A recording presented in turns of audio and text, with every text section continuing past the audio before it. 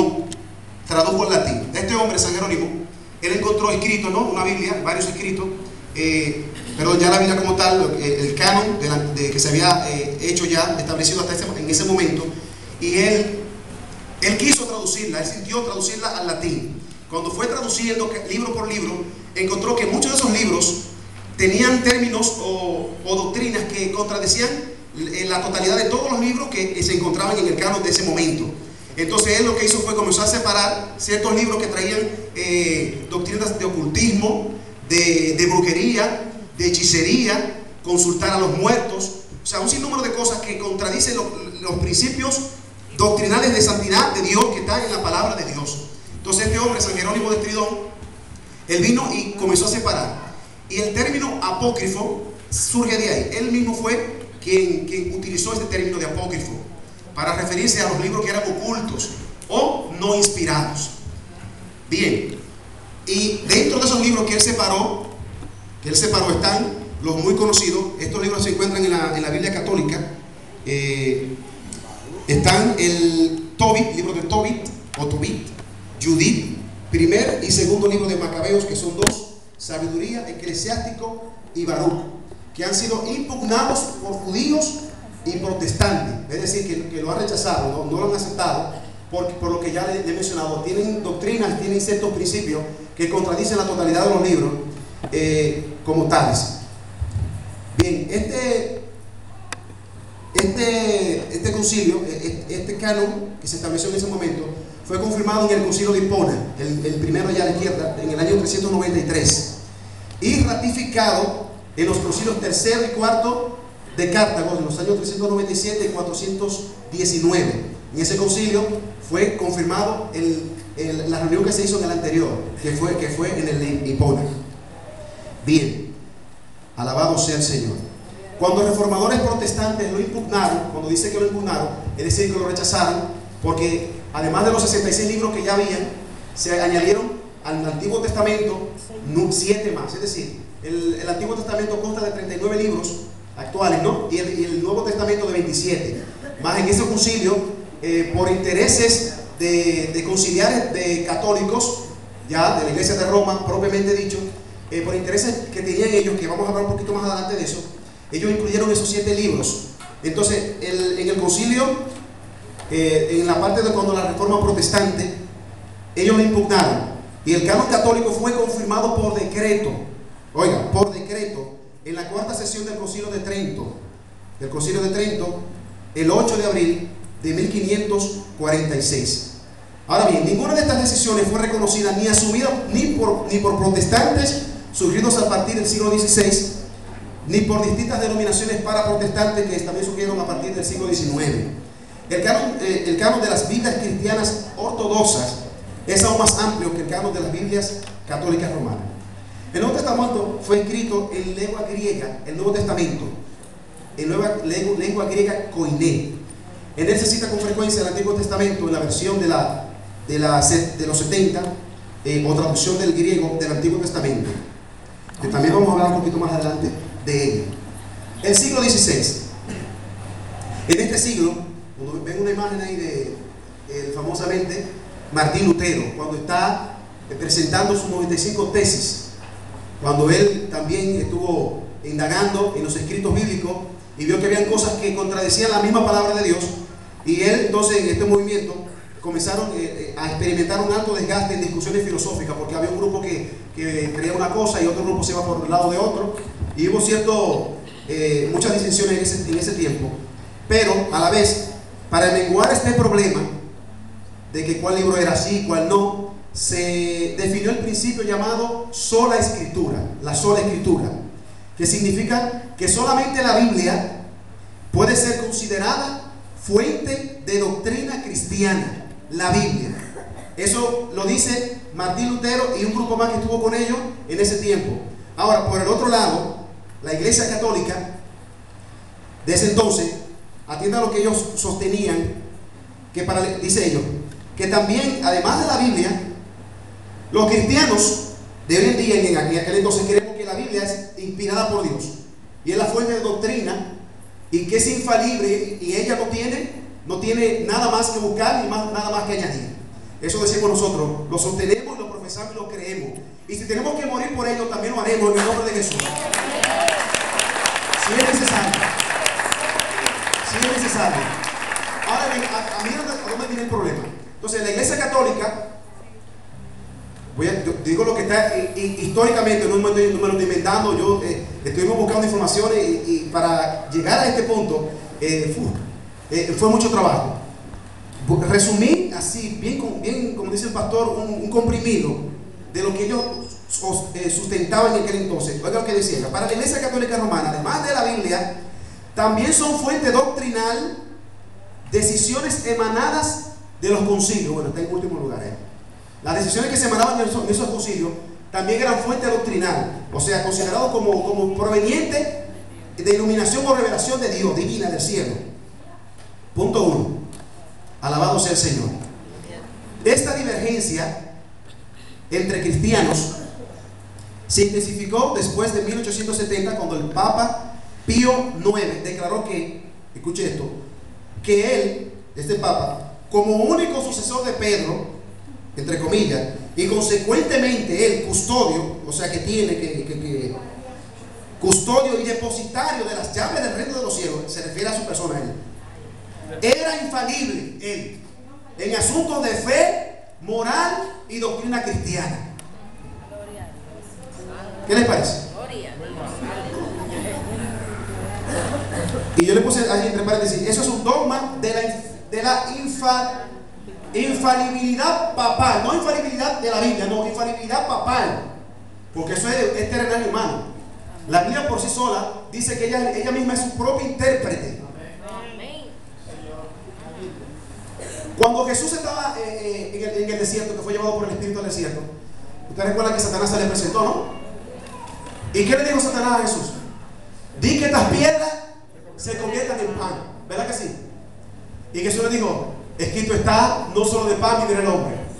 Y Satanás dijo: no, porque súbete allí y lánzate, porque escrito está, a sus ángeles mandará para que no tropiece tu pie en piedra.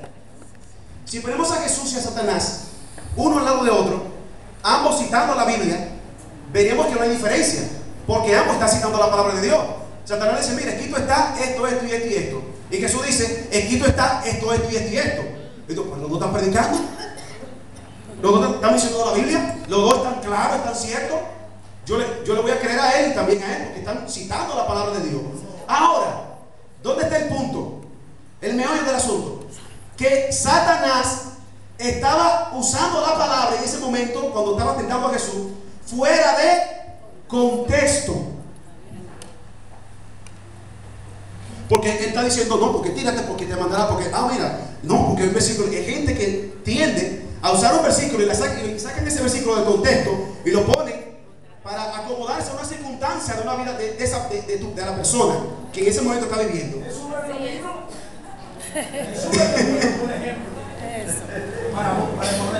Bueno, no, pero para hacerlo. No, pero que dicen que Jesús bebió.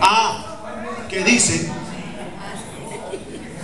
Y comienzan a sacar. Y de ahí surgen, hermanos, los conflictos que vienen de aquel entonces. Alabado sea el Señor. Escuche esto. Entonces, esto fue un dogma de infalibilidad papal. Él dice que la tradición, ¿qué es la tradición? Que es católica. Todas las cosas que se viven. No, que la Eucaristía, no, que la primera comunión, no, que hay que ir y confesarse. Ustedes saben, yo creo que nadie aquí es ajeno a esas cosas. La tradición. No, porque a mí, yo lo hago porque a mí me enseñaron, porque desde pequeño me enseñaron esto. Entonces, se están dejando llevar o arrastrar por algo que no está aquí plasmado en la palabra de Dios, sino cosas que en concilio se llegaron a acuerdo y dijeron: vamos a instituir esto como un dogma inspirado, algo que viene del cielo, que Dios nos lo reveló y así tiene que ser.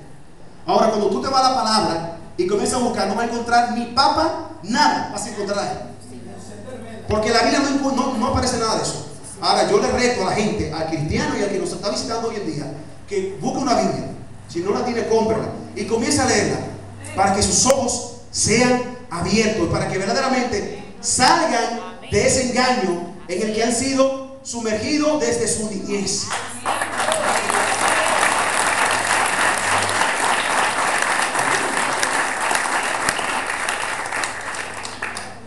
Señores, hay que ser valiente, porque aquí estamos destapando cosas, estamos develando cosas que yo particularmente yo no había oído hablar de esas cosas.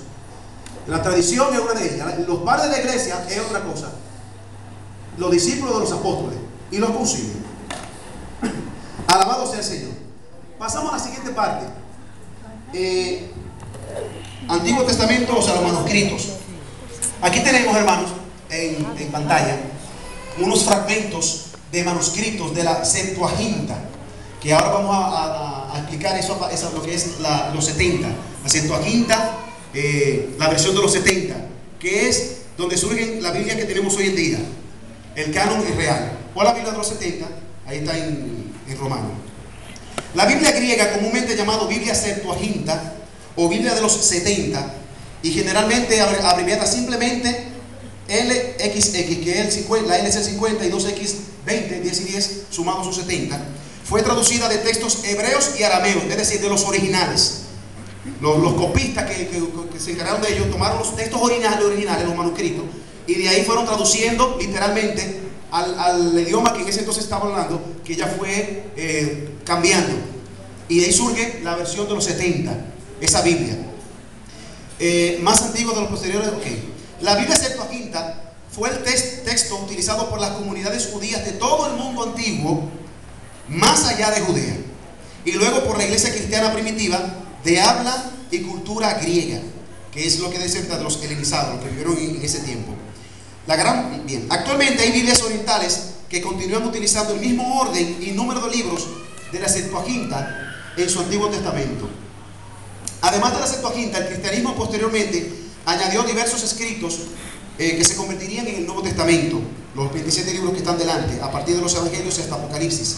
Hacia el año 400, Jerónimo, el que le hablaba ahorita, Jerónimo de Estridón, había escrito una edición definitiva de la Biblia en latín, el canon de la cual, debido en parte a la insistencia del Papa Dámaso, que estaba hablando ahorita, recuerdan, fue hecho coincidir con decisiones de varios de los sínodos reunidos con anterioridad. No vamos a meter la versión que esto me tradujo, vamos a meter estos libros y vamos a hacer que coincida para que cuando sea establecido ese canon, esté todo ahí como nosotros lo queremos. Intereses particulares, intereses papales, intereses religiosos. ¿Entienden? Alabado sea el Señor. Sin embargo, esta lista definitiva de 27 libros no fue legitimada por ningún concilio ecuménico, sino hasta el Concilio de Trento en el año 1546. O sea, ellos lo estuvieron siempre negando, y al final, cuando la Biblia, que vamos a hablar ahorita con detalle acerca de las persecuciones, etc., ahí vamos a ver cómo tuvieron que ceder y darle paso a la Biblia como tal, porque ella misma es la santa palabra de Dios. Bien, durante la Reforma Protestante, algunos reformadores canónicos propusieron diferentes listas, de las que se encuentran actualmente en uso en la iglesia de San Pedro de Roma. Aunque no sin debate, la etiqueta se aplica a todos los textos excluidos del canon bíblico que estaban en la Septuaginta. Cabe señalar también que tanto católicos como protestantes describen algunos otros libros, como el libro de los Hechos de Pedro, como apócrifos. Por ejemplo, este hombre Jerónimo de Estridón, cuando hizo la traducción al latín, que vio que había libros y tuvo que separarlos y constituirlos como apócrifos, él lo que hizo fue que los añadió, pero al final de la Biblia, que él tradujo, y los puso como apéndice. Sí, porque esos libros contienen elementos históricos que son reales, hechos que acontecieron, aunque van ¿cómo se dice?, mezclados con rituales ocultos, ¿entienden? Entonces lo que hizo fue que los llamó apócrifo, oculto, pero lo incluyó como un apéndice para que los que le leyeran supieran de la cultura, de la historia de esos pueblos en aquel entonces. Hay una característica que debemos tomar en cuenta en el estudio de la Biblia, atienda esto, es que al principio no existían divisiones entre capítulos y versículos, tampoco existían las comas, los puntos y cualquier otro orden gramatical. En aquel entonces estaba todo así, ¿sabe? Como le mostraba en aquella diapositiva, en los idiomas como fue escrita la palabra de Dios, no existía nada de eso. ¿Dónde comienza a surgir esto? Las primeras clases de gramática surgieron en la época del Renacimiento, durante el siglo XV y XVI después de Cristo. En los manuscritos hebreos más tempranos de la Biblia ya sí estaba dividida en versos, pero los versos no estaban numerados. Las divisiones en capítulos fueron agregadas en las Biblias cristianas por el arzobispo inglés Stephen Langton, después del año 1200. A partir del año 1200 ahí es que ya están las divisiones. Y la numeración en versículos, numeritos pequeñitos, versículo 1, 2, 3, 4, etc., fue impuesta en la Biblia de Bomber en el 1547. Los términos Antiguo Testamento y Nuevo Testamento tampoco en aquel entonces existían. Para referirse al Antiguo Testamento se hace referencia a la alianza o el pacto sellado entre Dios y la raza humana allá en el Sinaí con Moisés y el pueblo de Israel. Estos términos de Antiguo y Nuevo Testamento solo se empezaron a usar a fines del siglo II después de Cristo, cuando ya se hicieron el Antiguo Testamento. Llegaron los apóstoles, comenzaron a escribir las epístolas del apóstol Pablo, Pedro, Marco, etc.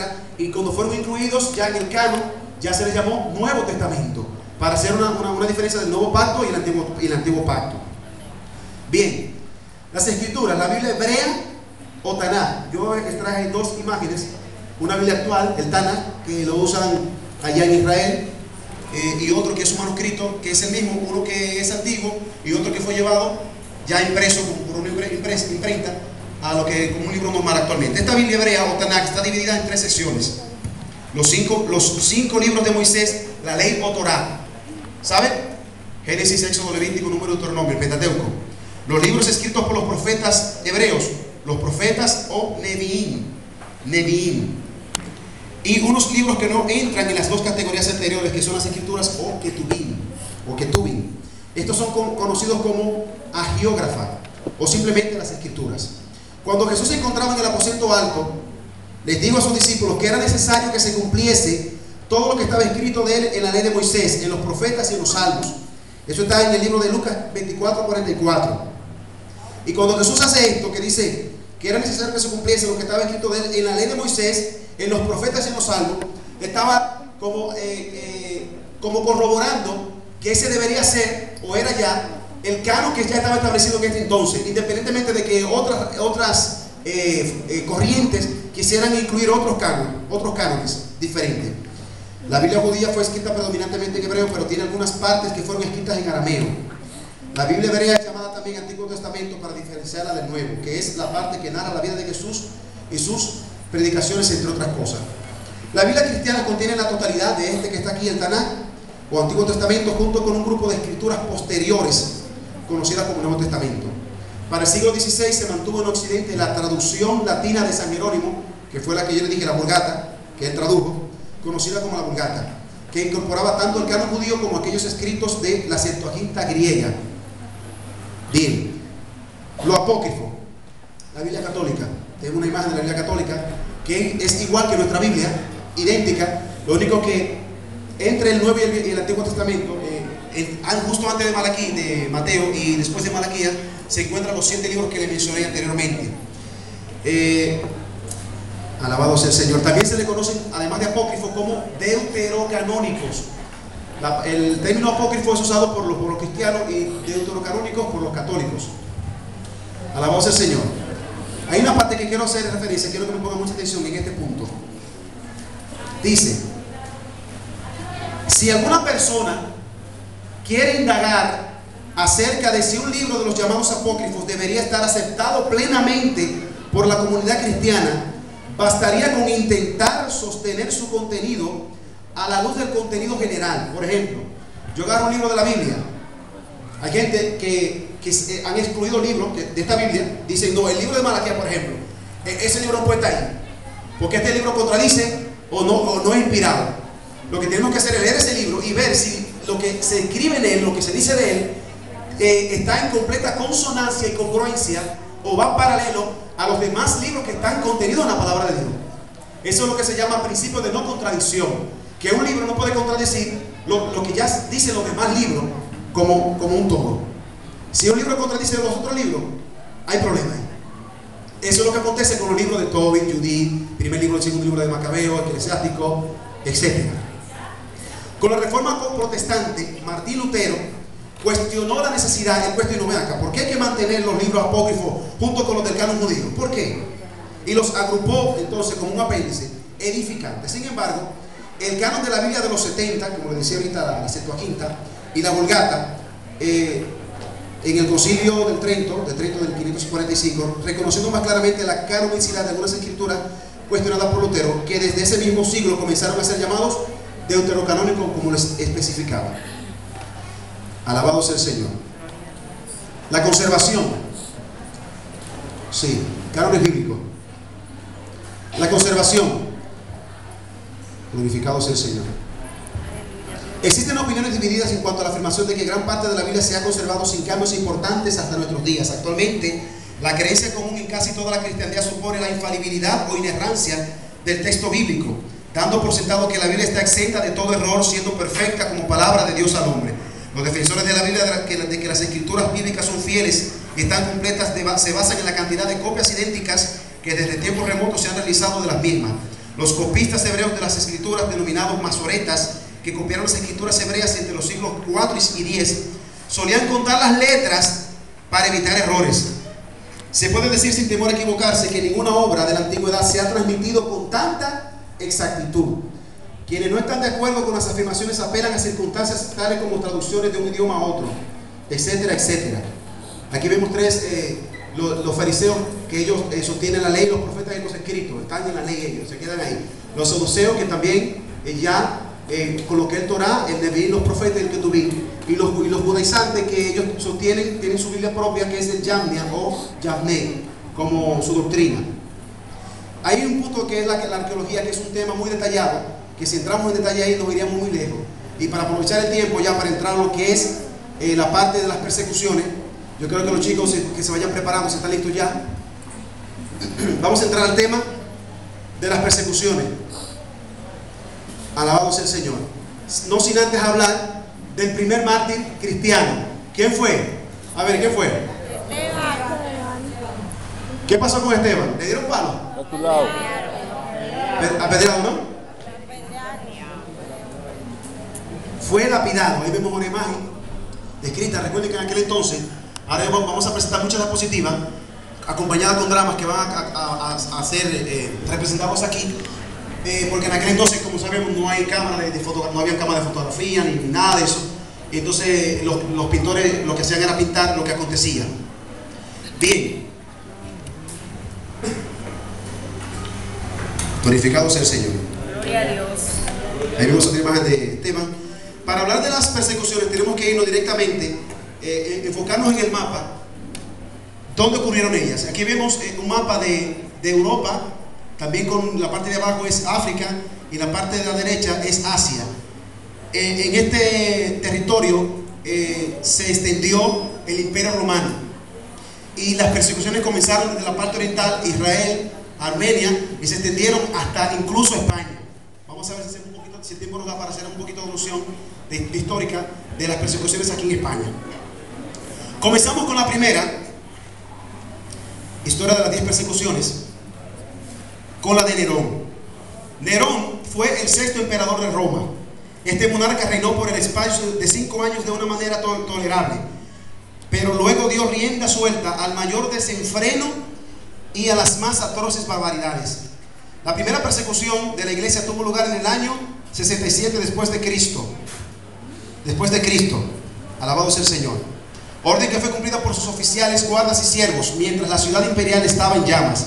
Subió a la torre de Mecenas tocando la lira y cantando el cántico del incendio de Troya, declarando abiertamente que deseaba la ruina de todas las cosas antes de su muerte.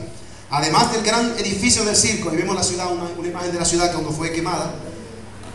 Además del edificio ese que está allá en el centro del circo, muchos otros palacios y casas quedaron destruidos.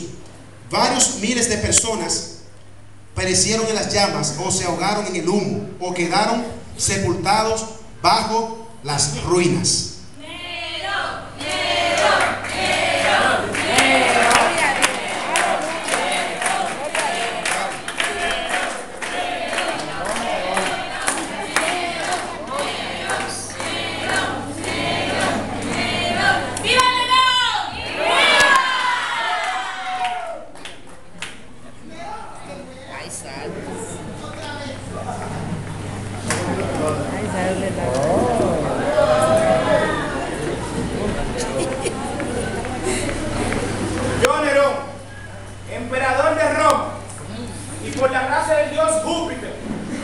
Declaro que los hechos acontecidos en el incendio de Roma, lo cual duró 9 días, y tras las investigaciones hemos encontrado culpables a los cristianos.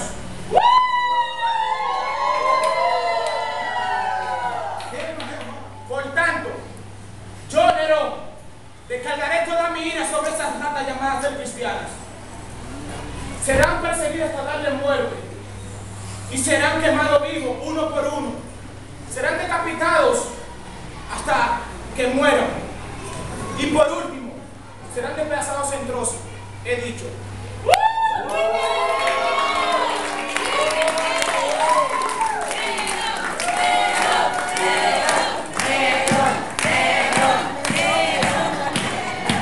Nerón incluso refinó sus crueldades e inventó todo tipo de castigos contra los cristianos que pudiera inventar la más infernal imaginación.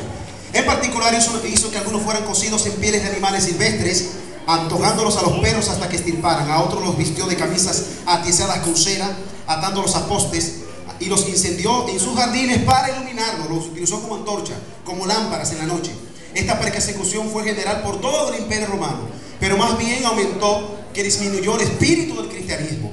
Fue durante esta persecución que fueron martirizados San Pablo y San Pedro, etc. La segunda persecución, tenemos aquí imagen a Domiciano.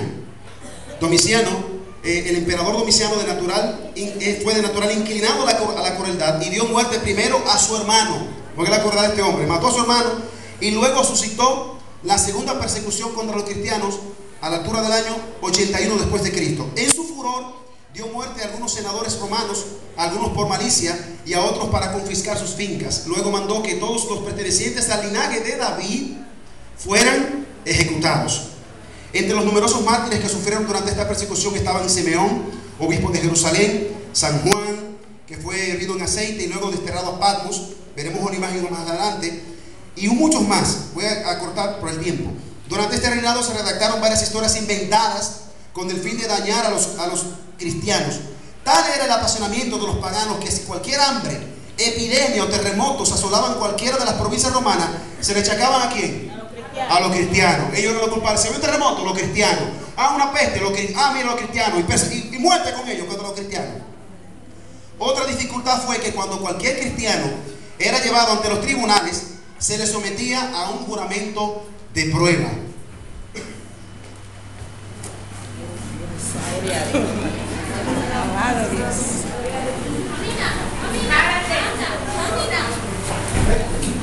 Ay, santo, aleluya, gloria a Dios.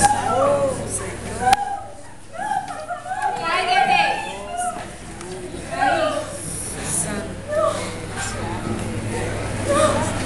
Será sometida a un juramento de prueba. ¿Aceptas? Sí.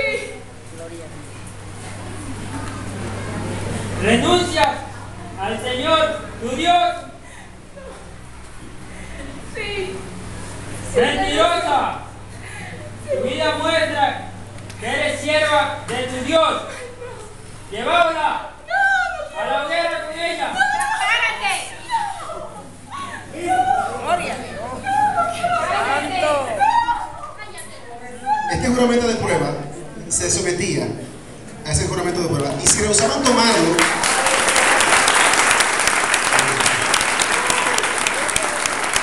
se les sentenciaba a muerte. Mientras que si se confesaban cristianos, la sentencia era la misma: muerte. Los siguientes fueron los más destacables entre los numerosos mártires que sufrieron durante esta persecución. Timoteo, el célebre discípulo de San Pablo, fue obispo de Éfeso, donde gobernó celosamente la iglesia hasta el año 97 después de Cristo. En este tiempo, cuando los paganos estaban para celebrar una fiesta llamada Catagogión, veamos. Glorificado sea el Señor. Alabado sea el Señor.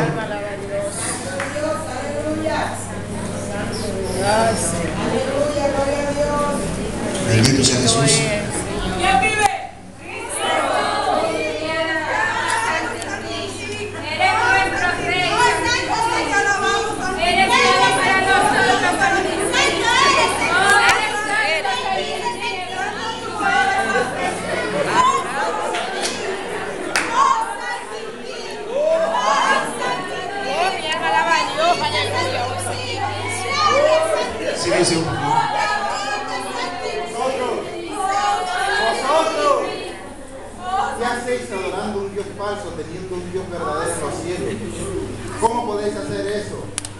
aquel que os ha dado toda la vida, todo lo que tenéis.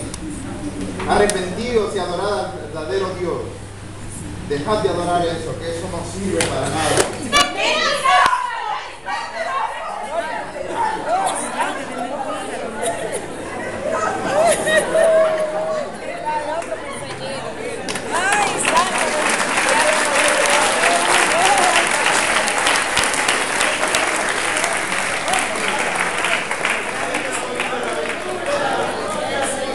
Alabado sea el Señor.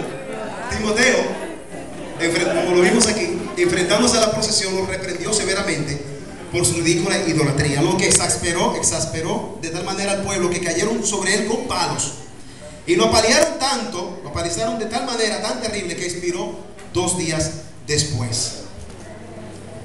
La tercera persecución, precedida o dirigida por Trajano.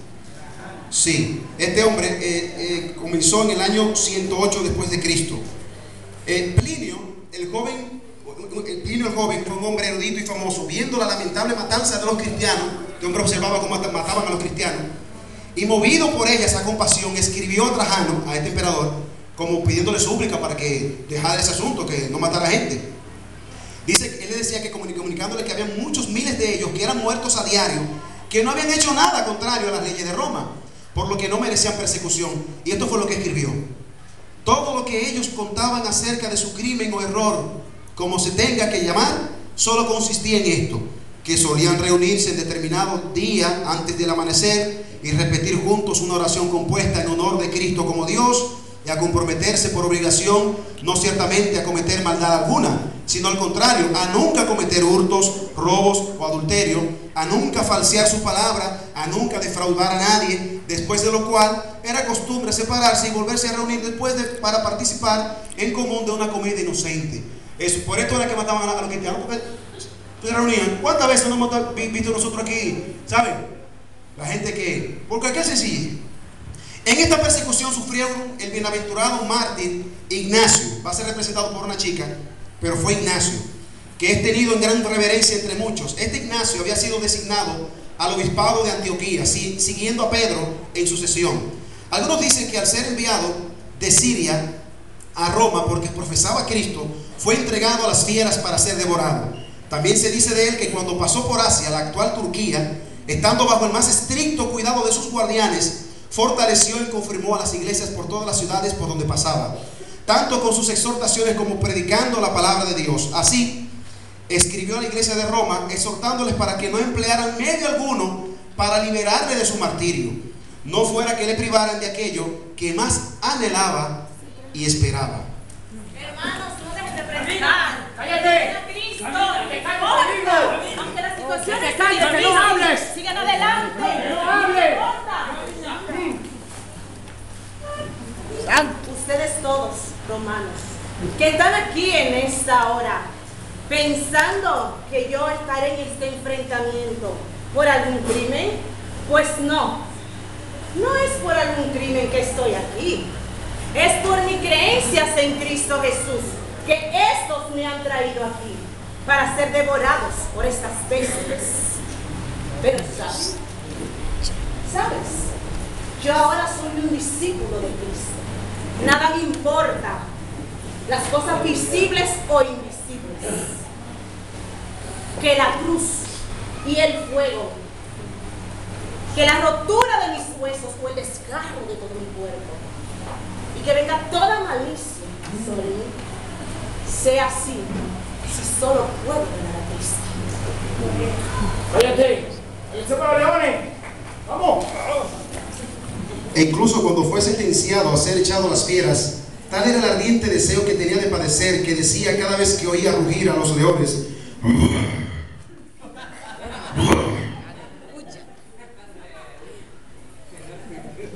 Ahora soy el trigo de Cristo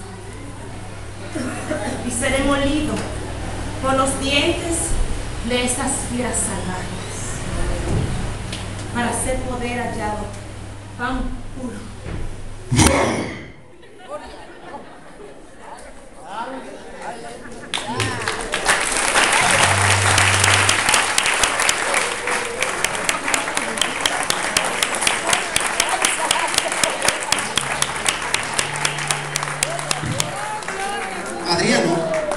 el sucesor de Trajano, prosiguió esta tercera persecución con tanta severidad como su sucesor.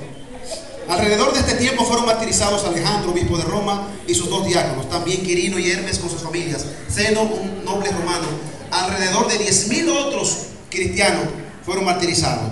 Muchos fueron crucificados en el monte Ararat, coronados de espinas, siendo traspasados con lanza, en imitación a la pasión de Cristo. Muchas otras cuerdades y rigores tuvieron que sufrir los cristianos hasta que Quadratus, obispo de Atenas, hizo una erudita apología en su favor delante del emperador. Adriano, al morir en el 138 después de Cristo, fue sucedido por Antonio Pío, este que ven aquí en pantalla, uno de los más gentiles monarcas que jamás minara y que detuvo las persecuciones contra los cristianos. Este hombre que ven ahí, gracias a él la iglesia tuvo un momento como de quietud y tranquilidad y hubo paz alrededor de entre 15 y 20 años, más o menos. Sí, la cuarta persecución fue dirigida por Marco Aurelio Antonino, que sucedió en el trono en el año 161 de nuestro Señor. Era un hombre de naturaleza más rígida y severa, y aunque elogiable en el estudio de la filosofía y en su actividad de gobierno, fue duro y fiero contra los cristianos y desencadenó la cuarta persecución, que fue ya en el año 162. Vemos una imagen ahí, no se ve muy clara la claridad que entra, pero bien. Las crueldades ejecutadas en esta persecución fueron de tal calibre que muchos de los espectadores se estremecían de horror al verlas y quedaban atónitos ante el valor de los sufrientes. Algunos de los mártires eran obligados a pasar con sus pies ya heridos sobre espinas, clavos, aguzadas conchas, etc., puestos de punta. Otros eran azotados hasta que quedaban a la vista sus tendones y venas, y después de haber sufrido los más atroces tormentos que pudieran inventarse, eran destruidos por las muertes más terribles. Germánico, un hombre joven pero verdadero cristiano, siendo entregado a las fieras a causa de su fe, se condujo con un valor tan asombroso que varios paganos se convirtieron en aquella fe que inspiraba tal arrojo. Policarpo, el venerable obispo de Esmirna, se ocultó al oír que le estaban buscando, pero fue descubierto por un niño tras dar una comida a los guardas que le habían prendido. Les pidió una hora de oración. Esos guardas lo respetaban porque era un hombre muy respetado en aquel entonces, y él le pidió una oración, pero con las persecuciones no lo dejaban ni hablar. Eso era muy tortura y tortura, pero este hombre lo veneraban, lo respetaban mucho, y él pidió una hora de oración, lo cual se lo permitieron, y oró con tal fervor que los guardas que le habían arrestado sintieron haberlo hecho. Sin embargo, lo llevaron ante el procónsul y fue condenado y quemado en la plaza del mercado.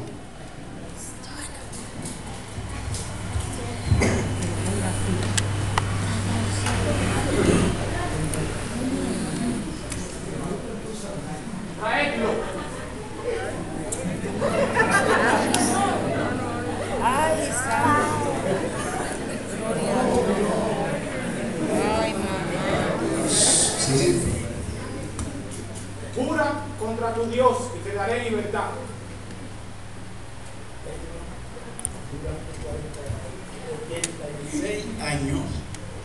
Durante 86 años le he servido y nunca me ha hecho mal alguno. ¿Cómo voy a jurar contra mi rey si me ha salvado?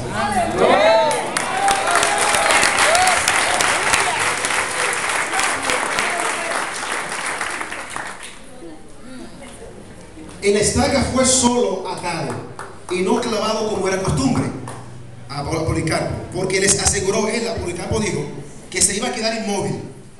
Al encenderse la hoguera, las llamas rodearon su cuerpo como un arco sin tocarlo. Es decir, ahí la llama y la tortura ya en el tormento, el fuego no le tocó. Dios obró un milagro. ¿Qué pasó entonces? Dieron orden al verdugo que lo traspasara con una espada. Como vieron que el fuego no hacía nada, el hombre estaba ahí metido en la hoguera y el fuego rodeado, pero no le tocaba. Amátelo con una espada, con lo que emanó tal cantidad de sangre que apagó el fuego. Oiga este asunto. Sin embargo, se dio orden por instigación de los enemigos del evangelio, especialmente judíos, de que su cuerpo fuera consumido en la hoguera, y la petición de sus amigos que querían darle cristiana sepultura fue rechazada. Sin embargo, recogieron sus huesos y tanto de sus miembros como pudieron, y lo hicieron enterrar decentemente. Esta imagen que tenemos aquí A ver si puedo utilizar esto. Un poquito, ¿verdad? Borrosa. Esta señora que está aquí se llama Felicita, o se llamó Felicita. Este es un verdugo que tiene a uno de sus hijos con una espada en mano, dispuesto a decapitarle. Y ya otros que están en el suelo ya muertos, que ya están muertos, son hijos suyos. Ella tenía 7 hijos. Esa mujer tenía 7 hijos. Felicita. Enero el mayor fue flagelado y prensado hasta morir con pesos. Félix y Felipe, que le seguían en edad, fueron descerebrados con garrotes. Silvano el cuarto fue asesinado siendo echado a un precipicio. Y los 3 hijos menores, Alejandro, Vital y Marcial, fueron decapitados. La madre fue después decapitada con la misma espada que con la que usaron para matar a sus hijos, por profesar a Cristo. No es lo que se vio actualmente, no es la misma cosa. Ahora mismo, ya si te pellizcan o si te miraron mal, ya está tú por ahí que no quieres. A cualquiera ya de que le pellizca o le da un consejo para que se levante en el Señor, para que se santifique, ya están con la carota así. Sin embargo, aquel entonces, cuando decía nada más cristiano, por decir que ya era cristiano, ejecutado en el momento. Aleluya, dale. Es que hemos perdido la fe. Es que el evangelio no es el mismo. ¿Acaso Dios ha cambiado? ¿O las escrituras han sido ya tergiversadas, han sido cambiadas por otras escrituras? ¿Qué está pasando hoy en día con la iglesia? Que por cualquier cosita ya no estamos yendo, nos descarriamos, dejamos el evangelio, dejamos de orar, dejamos de asistir a los cultos, dejamos de estudiar la palabra.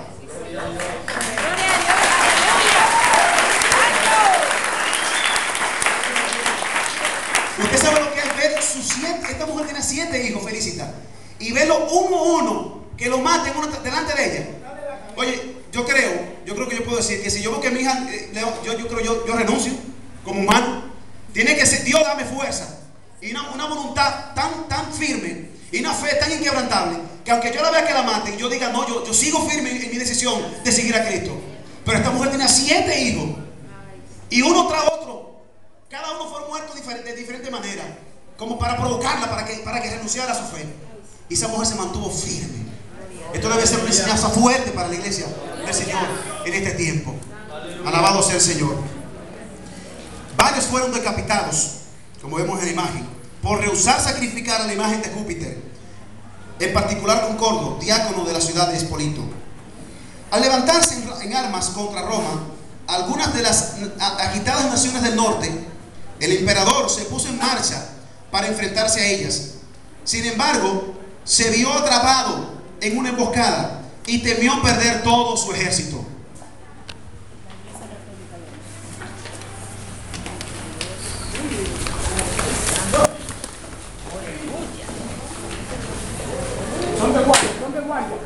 Emperador, estamos rodeados. ¿Qué hacemos? Vamos a clamar a los dioses para que le envíen agua. Zeus, Envíanos agua. Júpiter. Vamos, clamen. Dios de la iglesia, mándanos Clamen. agua.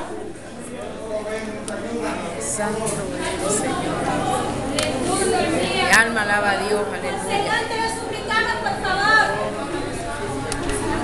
Santo. Oye ahí. Al ver que sus dioses no le respondían en su petición por agua, Legión de trueno. Clamen a su Dios para que le envíen agua. Dios de los cristianos, tráenos agua, por favor. Dios de los cristianos, en el nombre de Jesús.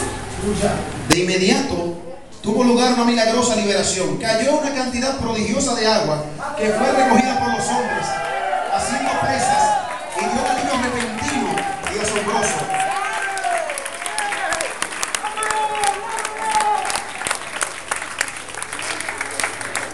Escuchen esto. Parece que la tormenta que se abatió intensamente sobre los rostros de los enemigos que estaban rodeándolos a ellos, los intimidó de tal manera que una parte desertó hacia el ejército romano y el resto fueron derrotados por este grupo que estaba acorralado. Y las provincias rebeldes fueron totalmente recuperadas.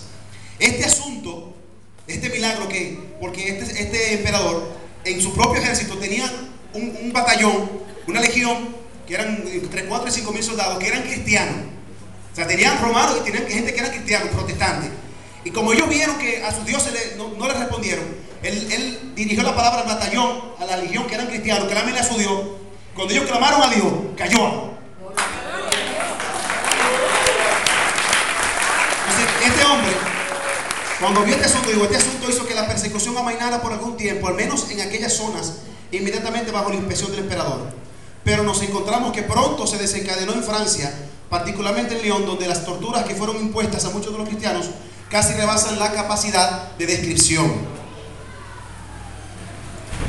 El día en que Blandina y otros 3 campeones de la fe fueron llevados al anfiteatro, como vemos en la imagen, allá vemos 2 cruces, las personas que están allá. Aquí hay una cruz y otra por allá. ¿Y fue? Ok. Ahí. Alabado sea el Señor.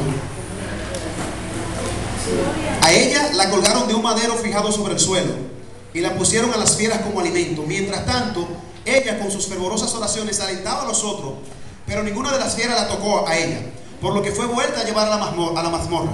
Cuando fue sacada por tercera y última vez, salió acompañada por Póntico, un joven de 15 años, y la constancia de la fe de ellos enfureció de tal manera a la multitud que no fueron respetados ni el sexo de ella ni la juventud de él, y los hicieron objeto de todo tipo de castigos y torturas.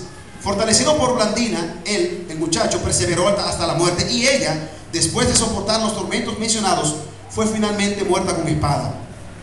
Se ha dicho que las vidas de los cristianos primitivos, como hemos visto en las representaciones y lo que hemos estado explicando, consistía en persecución por encima del suelo y oración por debajo del suelo. Sus vidas están expresadas por el Coliseo y las catacumbas. ¿Cuántos han oído hablar de las catacumbas? A ver, muchos. ¿Quién no ha escuchado hablar de las catacumbas? Las catacumbas, tengo aquí unos datos. A ver. Alabado sea el Señor. Sí. Bueno, voy a dar el resumen que está aquí. Debajo de las catacumbas estaban debajo de Roma. Están los subterráneos que llamamos las catacumbas, que eran a la vez templos y tumbas. La primitiva iglesia en Roma podría ser llamada con razón la iglesia de las catacumbas. Hay unas 70 catacumbas cerca de Roma, en las que se han seguido unas 600 millas de galerías, y esto no es la totalidad. Estas galerías, como vemos en la imagen siguiente, tienen una altura de alrededor de 8 pies, o sea, 2,4 metros de ancho, y una anchura de 1,5 metros, y contienen a cada lado varias hileras de nichos horizontalmente colocadas, una encima de otra, a modo de literas en un barco. En estos nichos eran puestos los cadáveres y eran cerrados bien con una simple lápida de mármol y con varias grandes losas de tierra cocidas y ligadas con mortero. En estas lápidas o losas hay grabados o pintados epitafios y símbolos. Tanto los paganos como los cristianos sepultaban sus muertos en estas catacumbas. Cuando se abrieron los sepulcros cristianos, los esqueletos contaron su terrible o temible historia. En la imagen de arriba vemos como un centro, como un salón, y aquí vemos una parte donde dice que se encuentran cabezas separadas del cuerpo, costillas y clavículas rotas, huesos frecuentemente calcinados por el fuego. Pero a pesar de la terrible historia de persecución que podemos leer ahí, las inscripciones respiran paz, gozo y triunfo. Voy a pasar directamente para avanzar. La quinta persecución fue dirigida por Septimio Severo en el 192. Ocurrieron muchas cosas ahí, hermanos. Vemos aquí esta mujer, específicamente ella, Perpetua se llamó ella, de unos 22 años. Oiga cómo fue la muerte de ella. Los que sufrieron con ella fueron felices, una mujer casada y ya en un muy avanzado estado de gestación, estaba embarazada cuando fue arrestada. Y Revocando, catecúmeno de Cartago y un esclavo. Los nombres de los otros presos destinados a sufrir en esta persecución eran Saturnino, Secúndulo y Satur. En el día señalado para su ejecución fueron llevados al anfiteatro. A Satur, Secúndulo y Revocato les mandaron que corrieran entre los cuidados de las fieras. Les soltaron los leones, corren ahí por su vida, ahí en el anfiteatro, los leones atrás de ellos. Alabado sea el Señor. Felicita y Perpetua, ellas dos, fueron desnudadas para echarlas a un toro bravo. El toro automáticamente le fue encima y las empitonaron, dejándola inconsciente, pero luego se abalanzó contra Felicita y la empitonó terriblemente. La que está atrás fue la que quedó inconsciente. Ella no quedó inconsciente. ¿Y qué pasó? Pero no habían quedado muertas, por lo que el verdugo las despachó con una espada. Y vemos al verdugo que va a rematarla para matarla, etcétera. Hubo más casos. Vemos uno ahí que fue Cecilia, que fue echada en un horno, en un caldero con aceite hirviendo. Fue echada ahí para torturarla, para que negara. Y el aceite no le hizo nada. La mujer soportó y fue llevada a una mazmorra y la dejaron morir de hambre ahí. Alabado sea el Señor. Hay muchos casos. Al final fue decapitada, esta fue decapitada. La sexta persecución fue dirigida por Cayo Julio Maximino en el año 235 después de Cristo. Voy a seguir pasando. Aquí este hombre se destacó porque él mataba a la gente y las enterraba en fosas comunes, en grandes cantidades, entre 50 y 70. En otras ocasiones lo que hacían era que los metían en hornos para que se quemaran. Decio fue el que dirigió la séptima persecución en el año 249 después de Cristo. Alabado sea el Señor. Aquí vemos varios tipos de instrumentos que utilizó para torturar. Vemos aquí lo que es la rueda. En la rueda se ataba desnudo el acusado de pies, manos y cuello. El verdugo la hacía girar. Iba rompiendo lentamente cada hueso y aparte utilizaba más su imanación y complementaba esta tortura con hierros candentes, cortes, y por si el acusado seguía con vida para rematar, la rueda se colocaba a la intemperie para que los animales carroñeros se lo fueran comiendo poco a poco. Alabado sea el Señor. Otro instrumento de tortura fue el potro, que es una mesa horizontal. Allá arriba tenía una rueda con cuerdas y debajo como dos tipos de ganchos así en el que se introducían los pies. La rueda iba tensando para dislocar aquí las manos y la parte de la pelvis donde se unió la pierna. Cuando iban tensando, las manos se soltaban, se dislocaban y los pies también. Además de eso, tenían en el centro una especie de cilindros con unas punzas que en la medida que iban tensando se iban clavando aquí en la espalda para producir más dolor y más daño, para provocar a la persona que negara a Cristo. Eso es lo que se buscaba.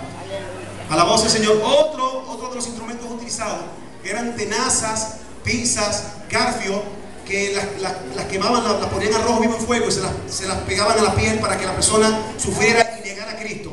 En otras se las ponían en el cuello aquí para producirle dolor también, no para matarlo. Otras se introducían entre el mentón y el huequito que tenemos aquí debajo, el huequito que tenemos aquí entre las dos clavículas, y iban tensándola y esa se le iba enterrando aquí, iba llegando hacia el centro, no tocando los órganos esenciales, para no matarlo directamente, sino para producir dolor y tortura en la persona. Este hombre, Decio, fue tan grande lo que hizo en esta persecución. Lo que vemos aquí en el mapa es la isla de Creta. Esta isla de Creta fue cuando el apóstol Pablo pasó por ahí, que estuvo cuando lo llevaron a Roma. En esta isla, literalmente, señores, literalmente la sangre corrió como río, de tantas personas que murieron ahí. Literalmente, sí. La octava persecución, voy rápido por el tiempo, fue dirigida por Valerio. Alabado sea el Señor. En el año 257 después de Cristo. Aquí vemos una imagen de un decapitado, que fueron muchos decapitados. Alabado sea el Señor. Aquí vemos a Cipriano. Fíjense en este caso, yo lo quise destacar, traerlo aquí. La conversación que tuvo ahí con el procónsul cuando fue llevado al juicio. Miren la conversación que tuvo el procónsul con él. El procónsul le dice a él: ¿eres tú, Tasio Cipriano? Y él responde: yo lo soy. El procónsul le dice: ¿Tú te has hecho padre de los hombres sacrílegos? Y le dice: sí. Le dice el procónsul: los sacratísimos emperadores han mandado que sacrifique a los dioses, ¿no? Y dice él: no sacrifico. Y le dice el procónsul: reflexiona y mira por ti, te voy a dar un chance. Y dice: haz lo que se te ha mandado. En cosas tan justas no hace falta reflexión alguna. Este hombre, después de deliberar con su consejo a duras penas y de mala gana, pronunció la sentencia con estos considerandos: durante mucho tiempo has vivido sacrilegiosamente y has juntado contigo en criminal conspiración a muchísima gente, constituyéndote enemigo de los dioses romanos y de sus sacros ritos, sin que los piadosos y sacratísimos príncipes Valeriano y Galieno, Augustos y Valeriano, los antecesores emperadores que estuvieron antes de él, no lo pudieron convencer. Por tanto, dice él, el procónsul le dice a Cipriano: convicto de haber sido cabeza y abanderado de hombres reos de los más abominables crímenes, tú servirás de escarnios a quienes juntaste para tu maldad, y con tu sangre quedará sancionada la ley. Y dicho esto, leyó en alta voz la sentencia en la tablilla. Mandamos que Tasio Cipriano sea pasado a filo de espada. Y dice, y oiga, cuando digo eso, oiga cómo respondió Cipriano: gracias a Dios. O sea, gracias a Dios que ya se me sentenció, acaba con esto ya, con la causa de Cristo. Habían 300 hombres que le seguían a él. Cuando vieron la sentencia, oigan que declararon nosotros que estamos con él: también nosotros queremos ser degollados con él. Ya la fe, lo vieron morir, también nosotros, por la causa de Cristo. La novena persecución, otros fueron echados en hornos para que fueran quemados. La novena persecución, bueno, ahí vemos la forma como Valeriano fue oprimido por su crueldad. La novena persecución fue dirigida por Aureliano en el año 274 después de Cristo. Aureliano fue sustituido por Tácito, que fue seguido por Probo, y por Caro, que fue muerto por un rayo, por su maldad. Dios a veces hacía justicia. Luego sus hijos le sucedieron, y en este tiempo hubo paz para la iglesia. Cuando vio que Dios estaba airado, vamos a mainar el asunto. La décima persecución, ya para entrar, que tenemos un drama que nos queda ahí. Para culminar, no sin antes quiero hacer alusión a un caso específico. Alabado sea el Señor. Sí, ya terminamos. Escuchen qué pasó aquí. Una legión de soldados que consistía de 6.666 hombres, todos eran cristianos, estaban dirigidos por un emperador romano acabando con cristianos, pero ella estaba totalmente constituida por cristianos. Esta legión era llamada la legión tebana porque los hombres habían sido reclutados en Tebas, estuvieron acuartelados en Oriente hasta que el emperador Maximiano ordenó que se dirigieran a Galias para que le ayudaran contra los rebeldes en Burgofia.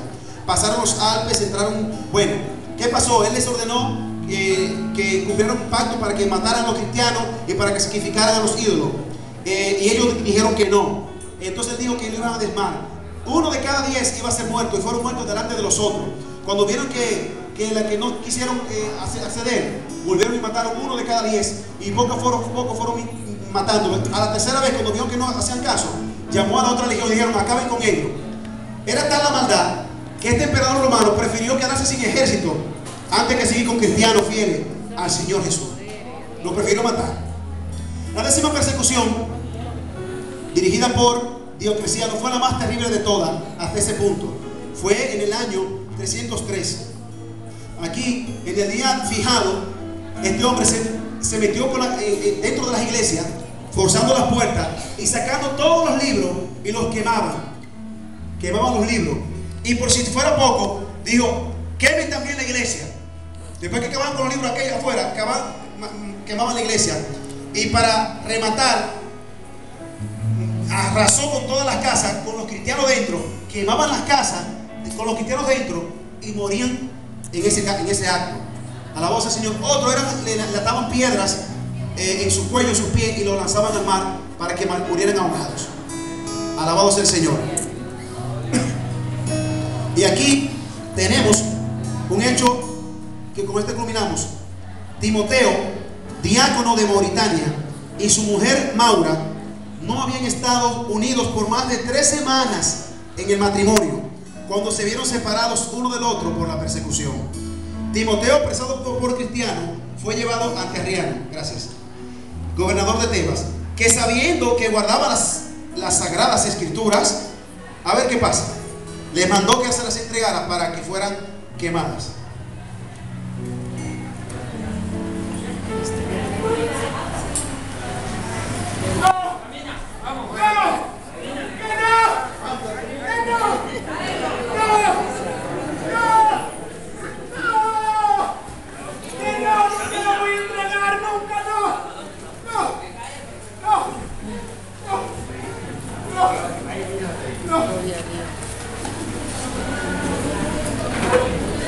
Entrégame las escrituras para quemarla. Mujer, si tuviera hija, te la entregaría para que la sacrificara antes de entregarte la palabra de Dios. Ponerlo para sacarle los ojos.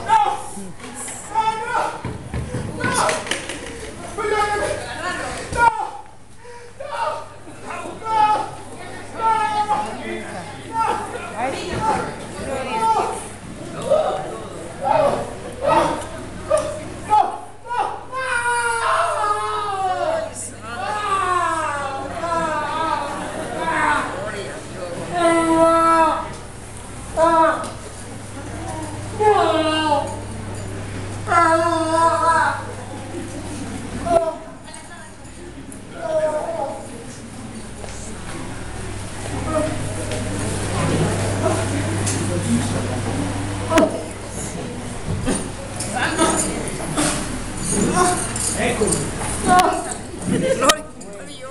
Ay, santo. Dios mío, Padre. Ten piedad, Señor, de tu pueblo. ¿De qué te han valido tus escrituras? Si ahora no puedes leerla.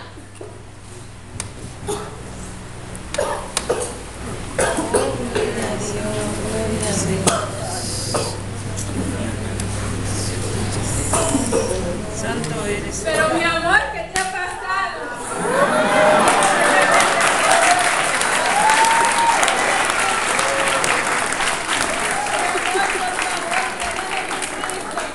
Yo ya lo he hecho y por eso puedo vivir libremente. No soy perseguida, niégalo, por favor. Mira que solo llevamos 3 semanas de casado, niégalo y así podemos vivir libres. Mujer, ¿qué has hecho? No solo mis ojos yo daría por la causa de Cristo, sino todo mi ser y toda mi vida. Arrepiéntete de tu pecado, que Jesús te salvará. Gloria a Dios. Aleluya. Santo eres. Dios, perdóname, por favor. Perdóname por haberte negado. Vengo a ti nuevamente, Señor, perdóname. Gloria a Dios. Gloria a Dios.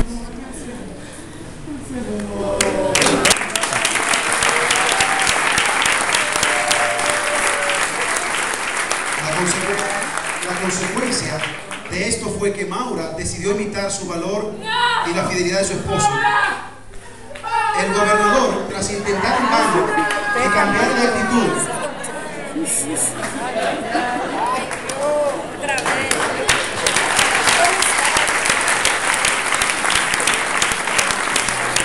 el gobernador, tras intentar en vano que cambiara de actitud, ordenó que fuera torturada, lo que tuvo lugar con gran severidad. Tras ello, por lo menos Timoteo y Maura fueron crucificados cerca el uno del otro en el año 304 después de Cristo. Voy a presentar rápidamente, ya con esto le entrego al pastor, para que veamos unas imágenes de los apóstoles de Cristo, algunos de ellos, la manera como murieron. Hechos destacados.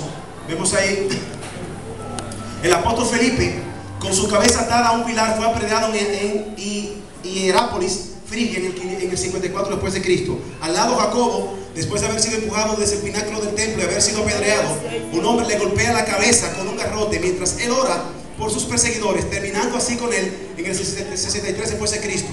Seguimos con la crucifixión del apóstol Andrés en Patras, Acaya, 70 después de Cristo. Tenemos al apóstol Tomás a la izquierda siendo llevado al horno ardiente en la India. A la derecha, Marcos el evangelista murió en camino al ser arrastrado por unos caballos hasta llegar a la estaca en Alejandría en el 64 después de Cristo.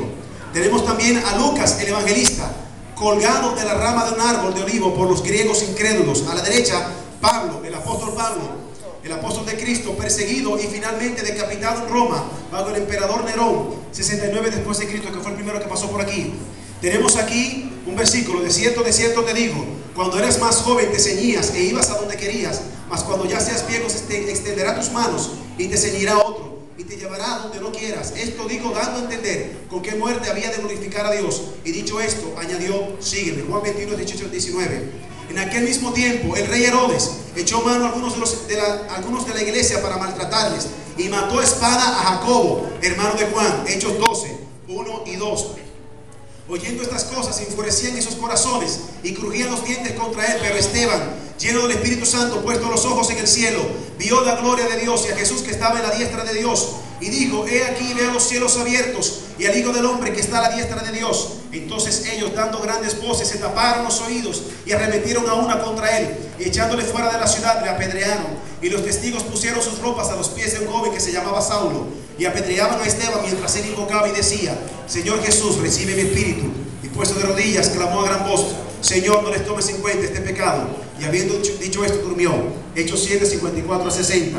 El apóstol Juan, desterrado a la isla de Patmos, 97 después de Jesús.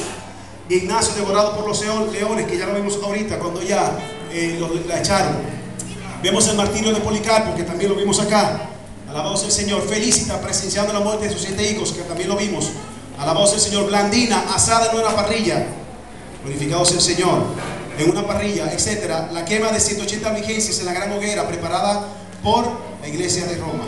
Dios le bendiga mucho, hermano. Tenemos muchas imágenes, muchos datos aquí.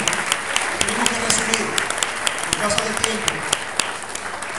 Yo voy a dejar la nota en el mural, esta que está aquí, para que luego usted la lea durante la semana, etc. Dios le bendiga mucho, hermano.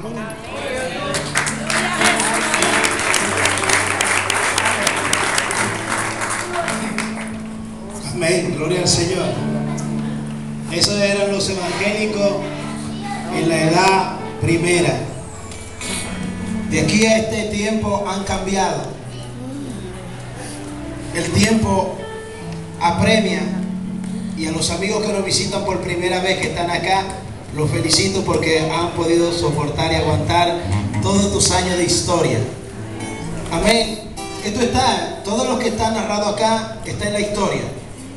Pasa que a través de los tiempos las cosas se van olvidando, pero están ahí. El hermano no contó la masacre que hubo a través de la Iglesia Católica Romana por seguir a los cristianos. Aquí en España murieron muchos cristianos y gente que procesaban otro tipo de fe, murieron por la mano de la Iglesia Católica, Apostólica y Romana. Le llamaron la Santa Inquisición.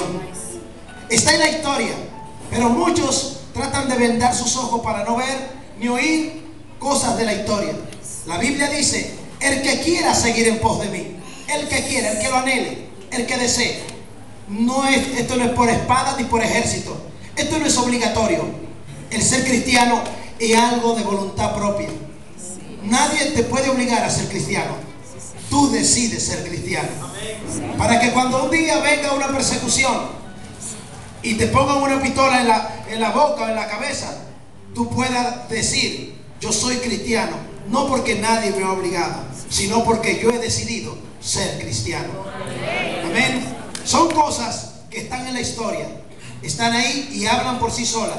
Y hoy, en el día de hoy, celebrando la Biblia, el día de la Biblia, hemos tratado de traer todo esto a la gente hoy en día, para que sepan que la fe es mucho más que venir a la iglesia, o venir el fin de semana, o sentirse obligado para venir a la casa de Dios. Esto es ser cristiano. Hoy no nos cuesta la vida. Hoy simplemente nos cuesta hora extra, trabajo y cosas similares. Y muchas veces renunciamos a nuestra fe por un trabajo, sabiendo que Dios puede darnos no solamente trabajo, sino agua en los momentos de necesidades.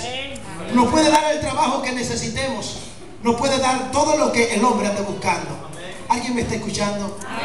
Por eso compartimos estas palabras, para que usted guarde en su corazón lo que la Biblia nos enseña. ¿Y cuántos padecieron para que hoy la palabra de Dios hoy tuviera en un Bradbury? Amén. Hombres dieron sus vidas para hacerlo. Queridos y estimados hermanos y amigos, para ser cristiano solamente hay que decir: yo quiero que Jesucristo entre a mi corazón. Para ser cristiano, pastor, a mí no me interesa entonces ser cristiano, porque ser cristiano es morir. Es verdad. Dice que el que ame su vida la perderá, mas el que aborrece su vida por causa de Cristo la guardará. Por eso estoy en contra, estoy totalmente en contra del nuevo cristianismo, que solamente habla de una prosperidad, de que nada te va a salir mal, que todo te tiene que salir bien. Los cristianos morían en la hoguera. Los auténticos cristianos sufrían por la causa del evangelio. Allí no se hablaba de dinero ni de plata, ni que tráeme tu dinero. No. Ven para que sea próspero. Eso es mentira. Eso no es el cristianismo. Nunca tal se haga todavía en este tiempo, que cojan la iglesia y la fe de la gente para hacer negocio y hacerse rico. El evangelio es salvación. El evangelio es vida eterna. El evangelio para el que cree es salvación y vida eterna. No hay que pagar por un milagro. No hay que dar dinero para recibir a Cristo. No hay que pagar para recibir una salvación tan grande.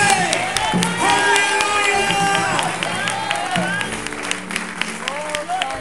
Si por si acaso en algún momento mi fe ha fallado y he dudado, hoy una vez más digo: Señor, me entrego a ti. en espíritu, alma y cuerpo. Si alguien quiere hacer esta oración, hágala conmigo. Si quiero, Señor, hoy en este día, vuelvo y me convierto a ti. Si en acaso en algún momento he dudado y he fallado mi fe, oh Señor, hoy me entrego a ti de nuevo.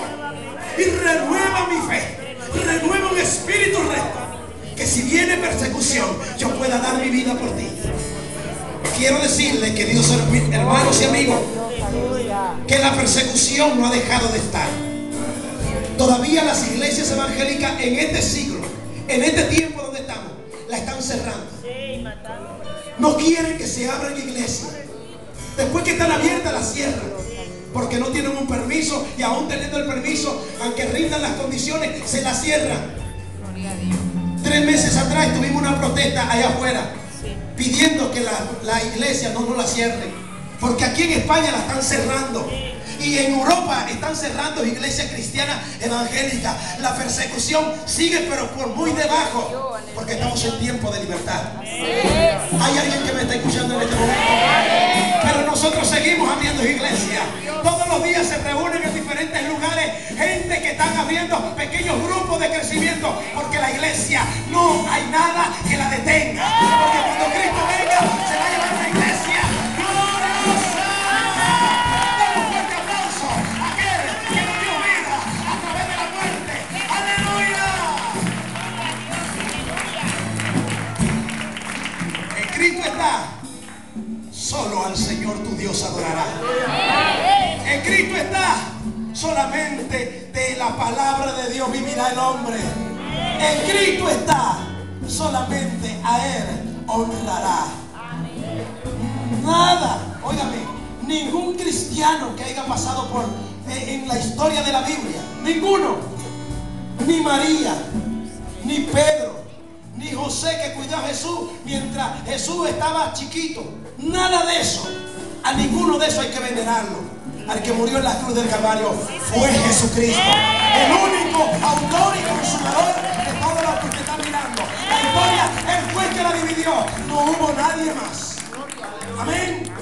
Y en este momento, en este día, nosotros vamos a hacer memoria de la muerte y crucifixión de nuestro Señor Jesucristo, que fue el primer mártir que se sacrificó, no solamente por los hombres, sino que se sacrificó por todo el mundo. La única muerte que trae vida es la muerte de Cristo Jesús. Cantemos. Gloria a Dios, te adoramos.